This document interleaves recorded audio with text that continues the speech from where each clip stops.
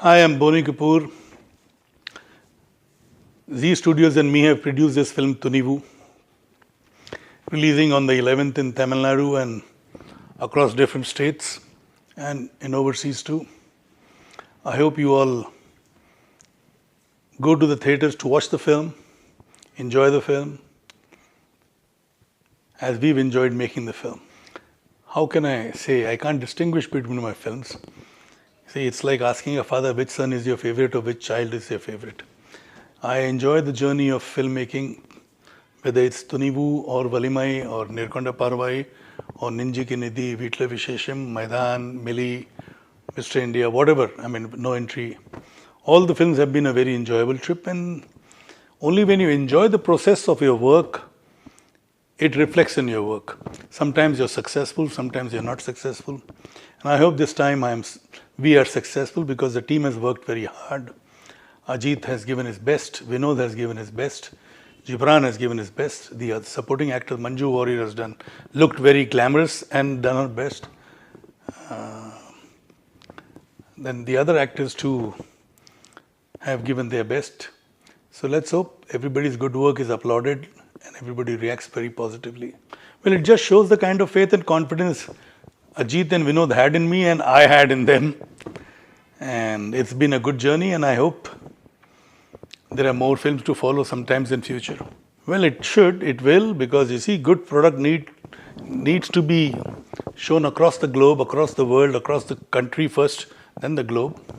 In fact, my film No Entry was a remake of a Tamil film, Charlie Chaplin, and I remember there were inquiries from other countries also to acquire the rights from me.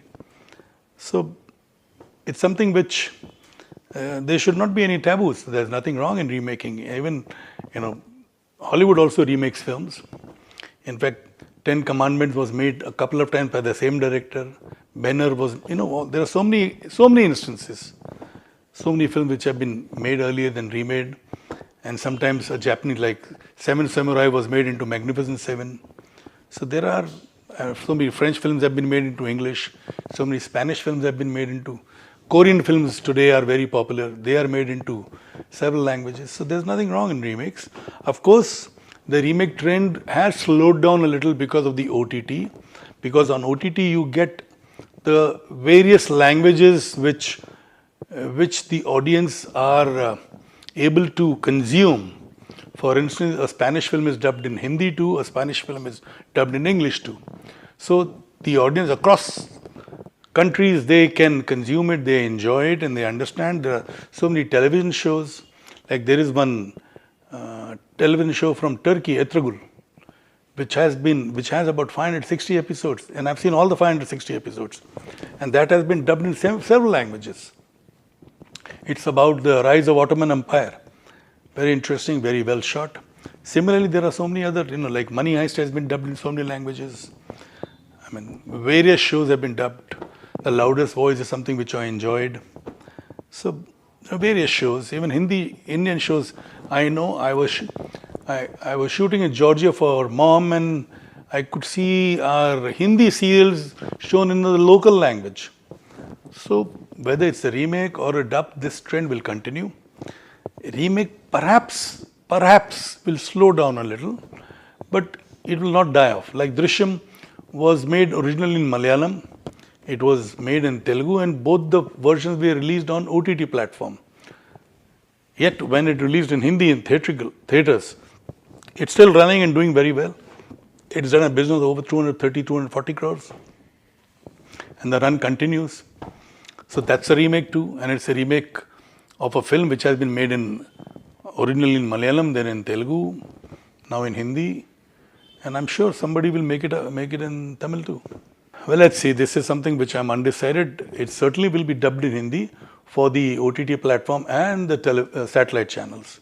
Theatrically, I didn't want to, because I didn't want to rush into dubbing in the Hindi version. We are releasing the dub version in Telugu, but not in Hindi, theatrically. But on OTT and satellite, we'll have the dubbed version. Yes, why not?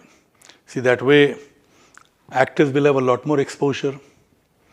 Like Allu Arjun's film Pushpa has done well. Prabhas's film Bahubali 1, Bahubali 2 had done well.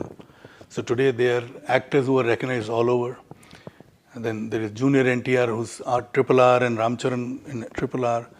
Similarly, Ajith Devgan doing the Triple R in the Telugu version, Alia Bhatt. So, and Alia Bhatt now doing a Hollywood film too, like Deepika's done, Priyanka's done. So there is a lot of interaction, lot of actors who are doing films in various languages, even across into the Western world. Some of them have, like my brother's done a couple of films, right from Danny Boyle's. Anil has done Slumdog Millionaire. Irfan Khan did a couple of English films, Jurassic World and Namesake and Life of Pi. There are so many films that Tabu has done. So it's the world basically has shrunk with the satellite television. Now it is shrunk further with OTT. So there's no harm for actors to work across different mediums, different languages. And it's happening, so it's good.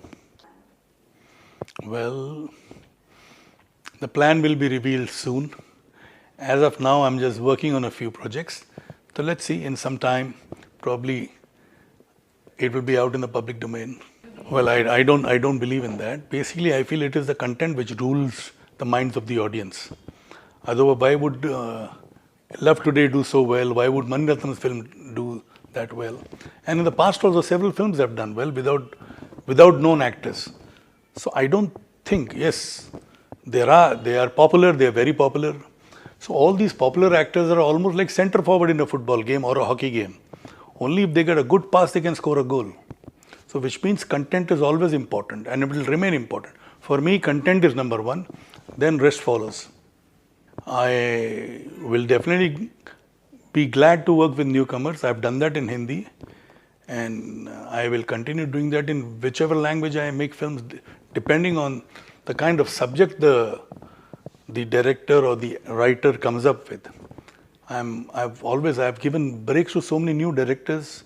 So many directors from Tamil industry have done their first Hindi films with me. Director from Telugu industry have done their first Hindi film with me. So, like Jiva did his first film with me. Prabhu Deva, first Hindi film he did with me.